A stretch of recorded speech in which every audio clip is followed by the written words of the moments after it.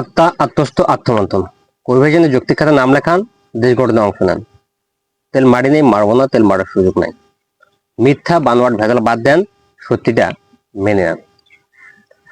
কোঠা আন্দোলন, এই কোঠা আন্দোলন নিয়ে আমি কোন ধরনেরই কথা বলতাম না, কিছুই বলতাম না।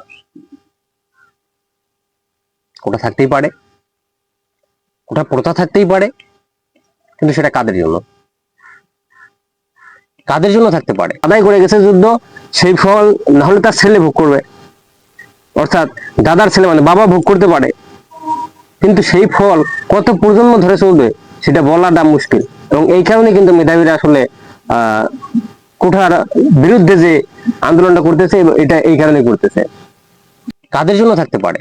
যারা পিছিয়ে পড়া জনগোষ্ঠী তাদের জন্য, অথবা যারা ডিসেবিলিটি, যারা শারীরিকভাবে অক্ষম তাদের জন্য। কিন্তু 56%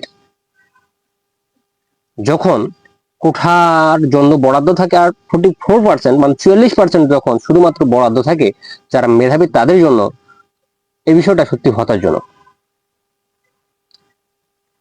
আবার মেধাবীরা যখন তাদের অধিকার আদায়ের জন্য লড়ছে, তাদের উপর নির্যাতন করা হচ্ছে, লাঠিচার্জ করা হচ্ছে, তাদের উপর শারীরিকভাবে নির্যাতন করা হচ্ছে। তো দেখেন,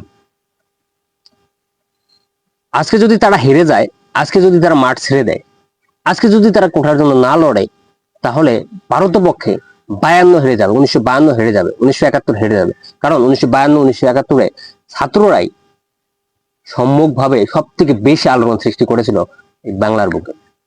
আজকে যদি তারা হেরে যায়, তাহলে ভারতপক্ষে বাঙালি জাতি হেরে যাবে। তো আমরা চাই না যে তারা হেরে যাক। তারা তাদের যে দাবি আদায়ের লক্ষ্যে লড়ছে, তারা সেই দাবি আদায় না করা পর্যন্ত মাঠে থাক এবং সেই দাবি আদায় করুক।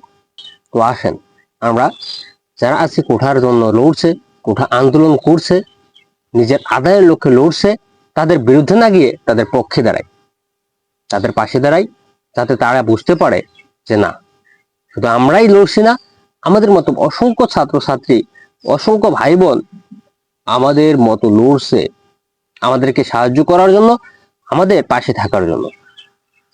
এটা যখন তারা বুঝতে পারবে, তখনই তাদের শক্তি আরো দ্বিগুণ বেড়ে যায় এবং তারা উদ্যম নিয়ে, সাহস নিয়ে, শক্তি নিয়ে, মেধা নিয়ে লড়ার একটা সাহসিকতা পাবে।